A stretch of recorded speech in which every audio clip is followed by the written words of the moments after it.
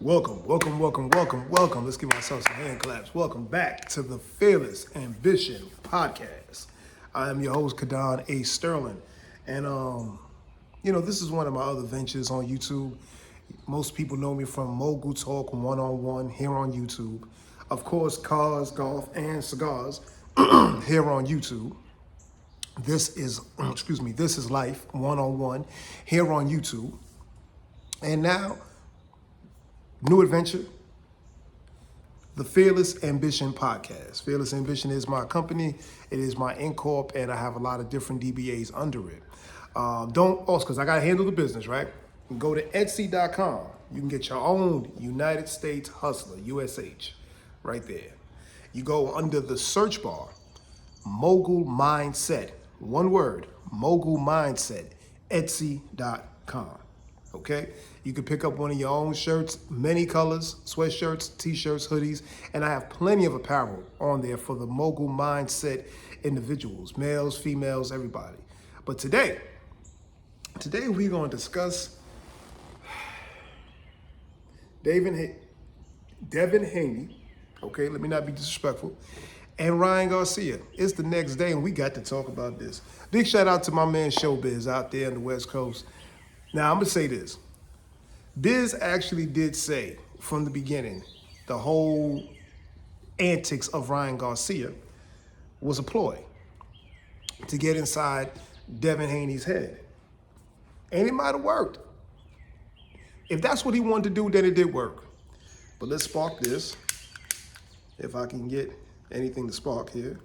And we're going to talk about this through a cigar conversation.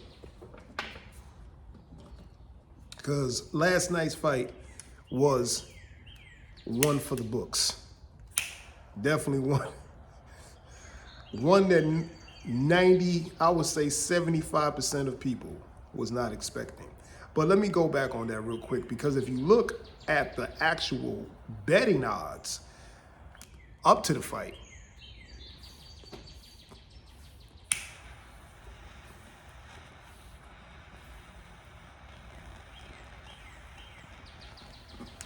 excuse me. But we got to spark something while we talk about this. If you look at the actual betting odds up to the fight, everybody had Devin Haney winning. I am going to go on record. I really thought Haney was going to walk through Ryan, and not walk through in a disrespectful manner like Ryan can't fight, this, that, and the third. But I didn't see the fight going more than 8 rounds favoring Haney. I really felt that it would have went 8, and and Haney would have Haney would have stopped him in the 8th. That's what I was thinking. That's not what happened. Haney got beat up for the first time in his professional career. For the first time in his professional boxing career, he got beat up. All right? Ryan beat his ass. Let's just call it what it is, because that's the truth about it. Did Haney give good looks during the fight? Yes. Second, third round, I thought he was sharp. 5th round, I thought he was sharp. 6th round, it was kind of wavering. That 7th round showed the world a lot, because he got exposed. Ryan has a point. Ryan has a left hook that is serious, and you can't deny it. Now, you can't just win all your championships with a left hook. You need more in your arsenal to keep winning. You might win a lot, but you fight in technical, superior boxers. You need more than that. Ryan also put him on his ass with his right hook. So he showed a lot. Ryan showed a lot. My thing is this. Ryan won the Super Bowl with no trophy. Because you beat him, and you made a point. Yes, you did. You send a message to the boxing community in your weight class. Yes, you did. Absolutely. You beat an undefeated. Yes, you did. But you don't have any accolades from it. Now, let's not define accolades with money. Ryan probably made a lot of money last night. Devin made a lot of money last night. But Devin still went home on that plane with his busted lip, his jaw was swollen, his side of his head was swollen. He still went on that plane and went home with all of his belts because Ryan didn't make weight. You didn't make weight. And I think he didn't make weight on purpose like a lot of people do. But he didn't make weight. He'd rather come in heavier to guarantee him more strength than make weight. But it was only 3 pounds, man. And I know a lot of people don't think that's a lot, but for the boxing world, when you over about 3 pounds, 2 pounds, it's a lot. But you should have made weight because for me, just for me, I'm not talking about for everybody else, but for me, if I'm gonna win the fight, I want the belts. I want everything. I don't want just the W. I'm trying to strip your ass of them belts. I'm trying to take them belts home. I want you to know you lost them belts to me. More than just that ass whooping, I want you to know that I took the championship from you because I know there's going to be somebody coming after me who want to take it from me. That's how the game goes.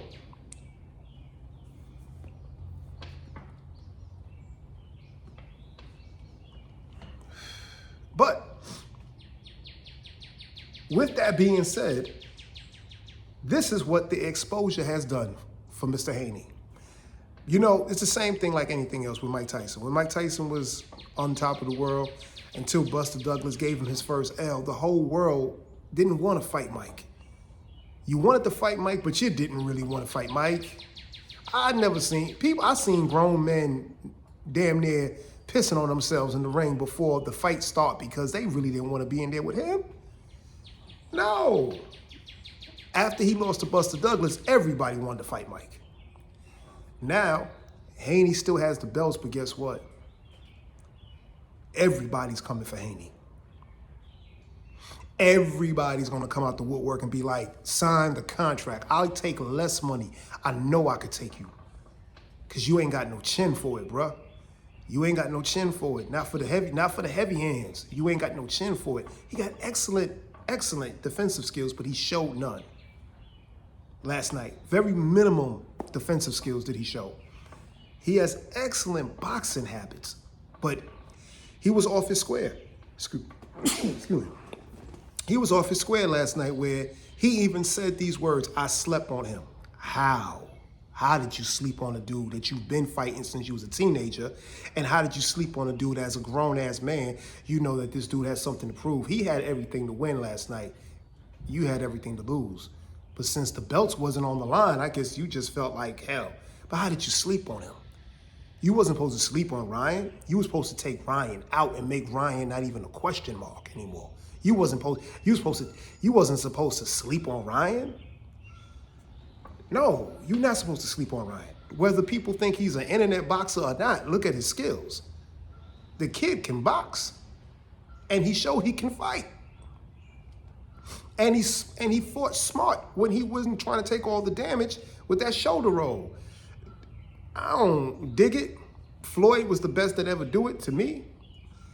I don't like it all the time. I only liked it when I seen Floyd doing it, but I don't like to see a bunch of boxers doing it, but I understand why you do it. You know why you do it? Look at the post-fight conference.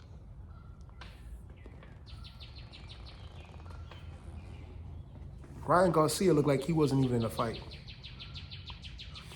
He looked like he wasn't even in a fight.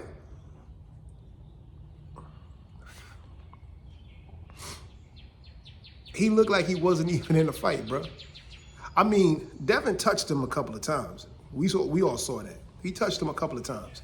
But it wasn't enough to make him fall back, slow down, or even rethink what he was going to do. Everything that Devin did, he looked like he had to rethink it.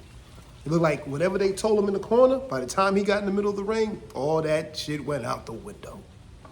The game plan had changed because he knew he could be touched now by that left hook. There ain't no head protection no more, bro. Y'all in there for real.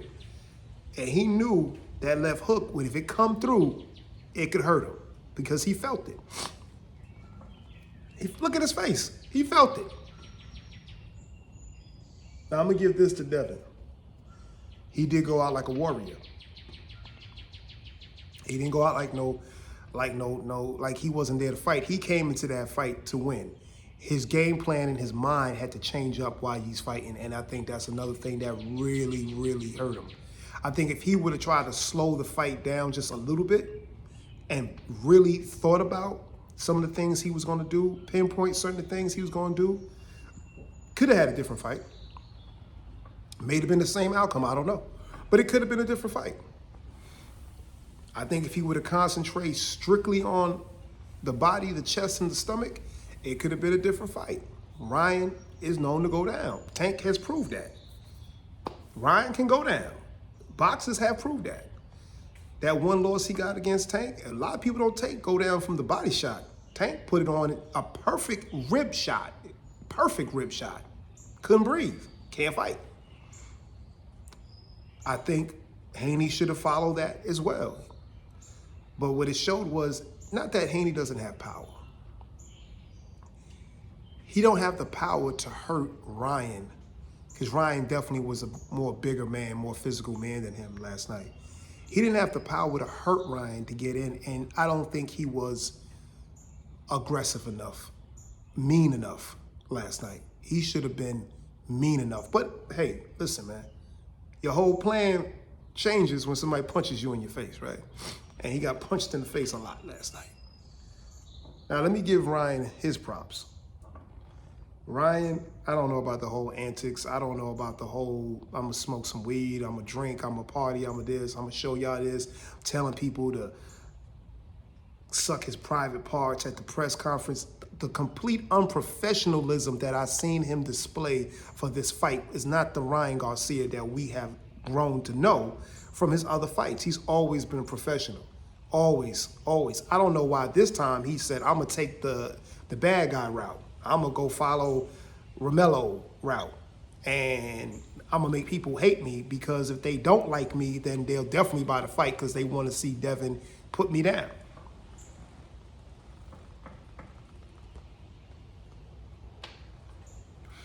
I don't dig that, but I'm gonna give him his props and say this. He showed the world that he's the real thing when it comes to fighting. Can he be beat? Absolutely, he's been beat. Is he a problem for a bunch of people? Yes, in that weight division, he's a problem for a bunch of people. I think he should get more focused on get the belts, man. Get the damn belts. Don't worry about the applause. If you want to really go down in this game as one of the greatest ever, you really want to go into the Boxing Hall of Fame, you got to have these belts, bro. You got to get these titles. Not making weight for 3 pounds, I don't like. But did he show he got the hand skills? His hands is fast as hell. And he's strong. And he's willing to fight. It's not like he ain't willing to engage. He's willing to engage. That's the thing I want to give to Ryan Garcia and say, despite whatever you think he looked like, people call him the model of boxing and all this stuff, the pretty boy, all that. Put all that out the window. The kid can fight.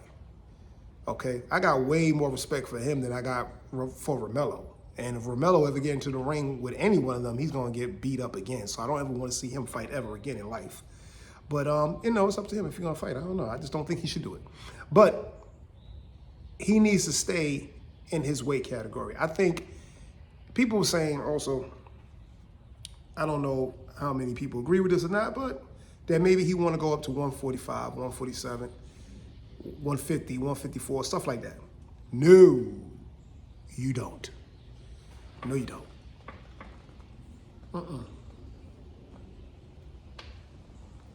And if you really like him, you would advise him never to go up to those weights, because those big dogs in those weight categories is different.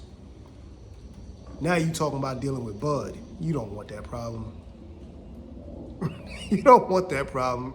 Garcia don't want no problems with Bud. I don't see Garcia fighting Errol Spence. You don't want them problems. Boots, you don't want them problems with Boots. You know what I'm saying? So I would tell Ryan as a friend, stay in your weight category and run it. But you can't run it unless you get the belts, bro. Run it. Stay in that weight category and run it. If you're ready to move up, let them dudes handle their business first and let them move around. Because if you move up, who you moving up to fight? Boots? No. Bud? Nah. The Charlo brothers? Nah. Don't do that. Either one of them, don't do that. Canelo, don't think about it. Who are you moving up to fight? Who would be a good fight for him? I think Lopez. Theo would be a great fight for him. The other Garcia, but I don't know if they're in the weight. I don't think they're in the same weight category. But Theo would be a good fight for him. That would be a good fight of Sam. That would be dog on dog. But the thing about it is this now. Let's get to the politics. He would have to actually give this rematch, which he probably will, back to Devin. Because the bottom line at this point, Devin still has the belts. And everybody's going to be online right now challenging him for them belts, like I said. Give the fight back to Devin. You would have to beat Devin again. Take the belts. Come in at weight, bro. Come in at weight so you can at least qualify for the damn belts. I know you're making the money. That's fine. Get your bread up. And when the belts is gone, the money should still be there. So I get it. But get the belt so you can get your greatness. Fight Devin again. Beat him if you can. Beat him again if it happens like that. And then run everything. Then, if you really want to move and shake the whole boxing world up, you got to get that rematch with the one person who gave you your L, and that's Tank. And you got to get it while Tank still has the belts. Because Tank, in my opinion, is going to probably fight 2-3 more times, if that, and then he's going to retire. And if he's smart, he's going to retire on top with the belts, and that's it. Make his money, get about $100 million up in 2-3 more fights, make his bread, and get up out of here. So there's a timeline. There ain't no taking off no 2 years to party. If you really want to go down as one of the greats, you got to give Devin back a rematch, beat him again, take the belts from him. Then, unfortunately, that kind of like, I ain't going to say it ruins, but it hurts Devin's career if he fights you again and he lose. Because boxing today is so different. This era of boxing, if you lose 1 or 2 fights, that's like losing 5. When I was growing up, they had 15-round fights, and boxers was 30 and 7. You know what I'm saying? And it was no big deal that he was 30 and 7 because he had a belt. But now, if a boxer lose 2 fights, people ready to cut him off. If they lose 3 fights, you lose the belts, they ready to cut you off. When Adrian Broner lost that fight against Adonis, the gentleman, Bernard Hopkins ran up on Adrian Broner in back of the fight and told him, this one loss is like losing 3. You got to get your shit together. You just pushed yourself back down. You was ranked number 1. Now you about to be ranked number 4 or 3 with this one loss. You know? So, yeah. The only saving grace for Devin right now is the fact that he still has the title. All the titles. And he gets a chance to sit back and reflect on what he did, all the things that did not go right. I'm not going to say what he did wrong, but what did not go right. And of course, your ego as a man, your pride, you want to fight again today. I'm sure Devin is like, let's just run it back today. Don't do that, Devin. You need some time. You need some time to look at that tape. And you need some time to look at yourself. And you need some time to realize that you got comfortable. And I say that with all due respect, my brother. You got comfortable. And you were supposed to let the dog come out of you. That man was trying to take your livelihood. And that's how you got to look at it. You got comfortable. But, Ryan, fight Devin again, get the rematch. If you win, take the belts, then rematch with Tank. If you beat Tank in a rematch, now you solidified your complete legacy in boxing. And they have to talk about you for the next 35, 50 years because they're going to say that kid did it. That kid did it. Now you can call yourself the king, not of that weight division. Then I can respect that king title for the weight division if you do that. You know? But hey, let me know what y'all think. Don't forget to hit the subscribe button, hit the like button. This is the Fearless Ambition Podcast. And don't forget, you can go to Etsy. Everything will be in the description down below where you can go purchase your own USH, United States Hustler, t-shirts, hoodies. It's a mentality of those who honestly love to make money legally from different avenues and different areas and do it successfully. And then show other people how to do it too. It's not just about getting it, it's about showing other people how to get it as well. All right? My name is Kadon Sterling. I'll see you on the next one.